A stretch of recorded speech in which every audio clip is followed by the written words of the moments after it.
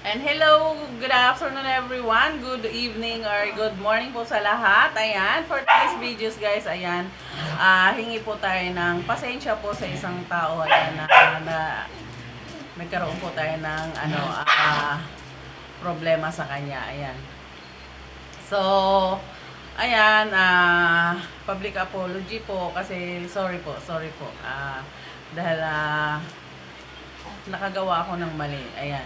Especially po sa YouTube channel. Ayan.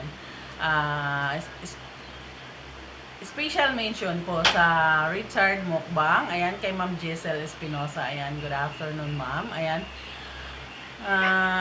Humingi po ako ng pasensya po sa nagawa ko. Ayan, so alam niyo na po yun kung ano po yung nagawa ko. Ayan, at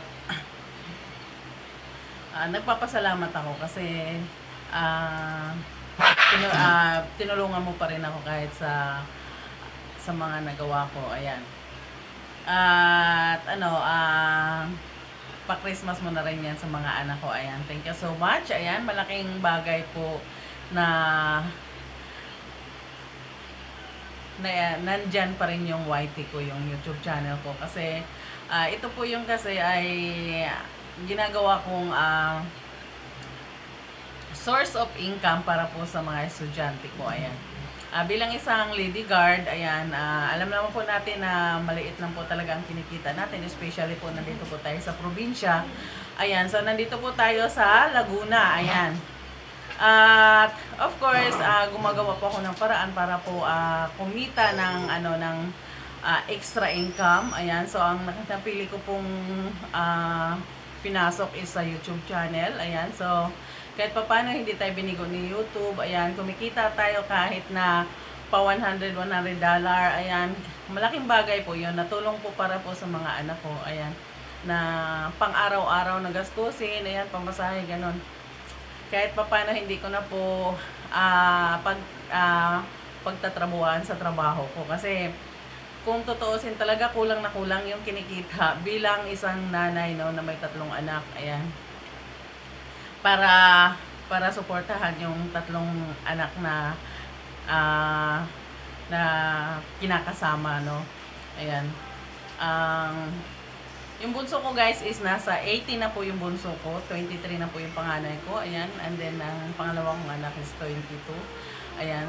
Sa ngayon, yung dalawa kong anak is huminto muna sa pag-aaral kasi nga nahirapan kami sa pagdating sa gastusin. That's why sabi ko kung gagana at gaganda yung YouTube channel natin is kahit paano pwede pong bumalik sa pag-aaral yung dalawa kong anak.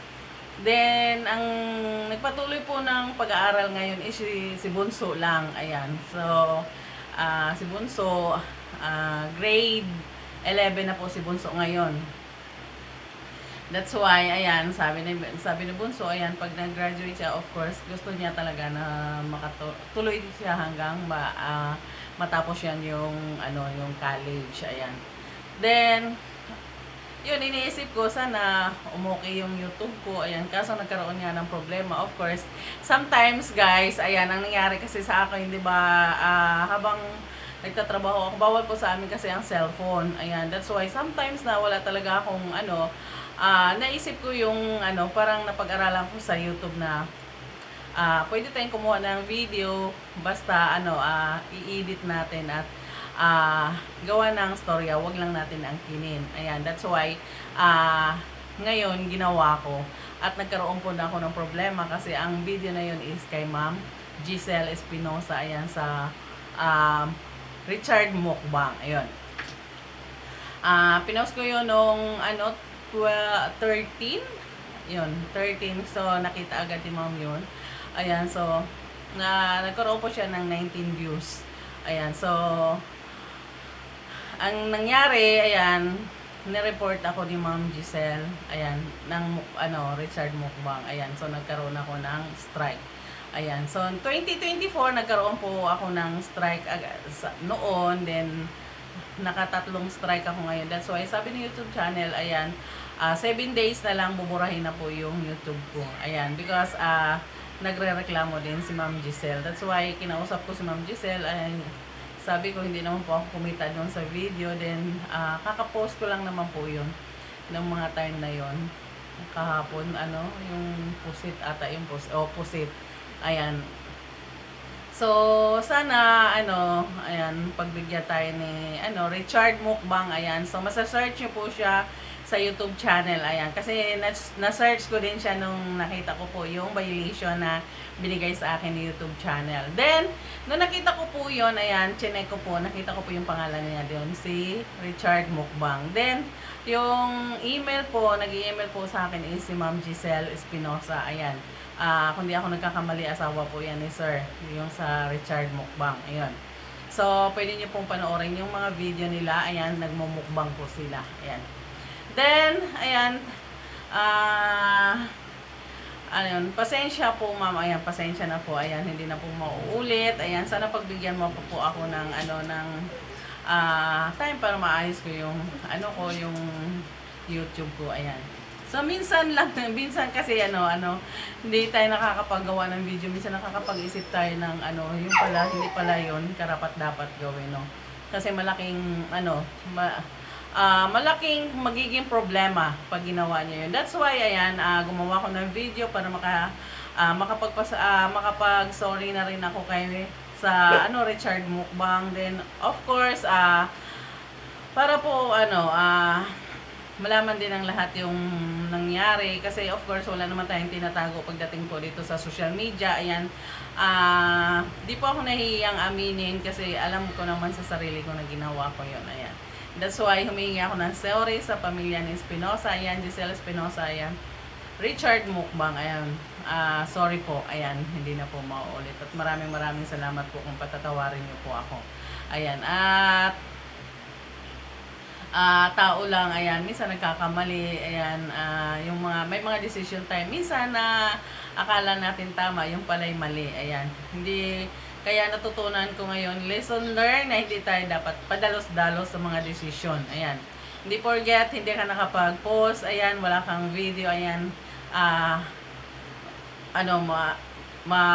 na lang ng, kung ano-anong ginagawa mo, no? So, kung wala pong video, ayan, pwede naman, hindi naman po si YouTube channel, ayan. Unless, ayan, every week, ayan, 3 times a week or once a week, basta mahaba yung video mo, ayan, okay lang po yan sa YouTube channel. That's why, sometimes, ayan, makulit din yung isip natin. Ayan, nagkakaroon na tayo ng problema ng dahil doon, pero gumagawa pa rin ng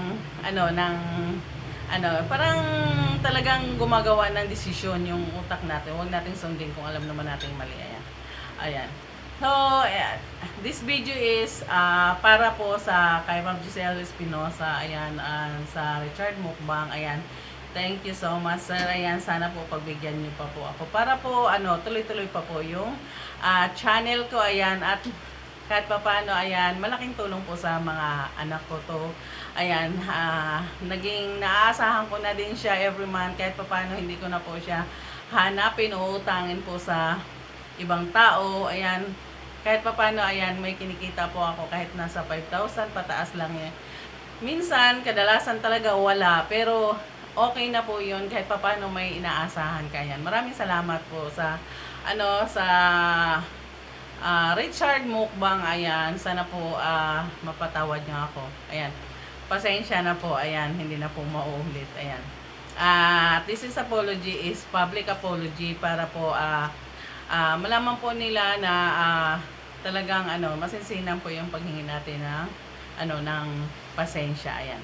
At pasensya na po sa mga sa mga subscriber ko diyan, ayan. Pero tuloy-tuloy pa rin tayo, ayan. At gagawa po tayo ng mga video na alam kong nagugustuhan nyo. Of course, yung mga sa cooking naman is ini-insert ko lang po yan kasi nga minsan may mga rin tayo, mga nanay, ayan, na gusto pong manood dahil po gusto rin matuto magluto. So, biglang dumaan sa sa wall ko sa Facebook yung ni ma'am. So, parang ay ang ganda nito. That's why sinabi ko napakasarap nito. Ayan, pero hindi ko po inangkin yung video. Ayan. Thank you so much. Ayan. Thank you po sa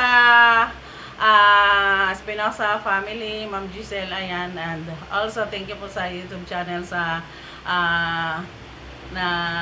sana mapatawad pa ako, no? Ayan. Thank you so much everyone. See you soon.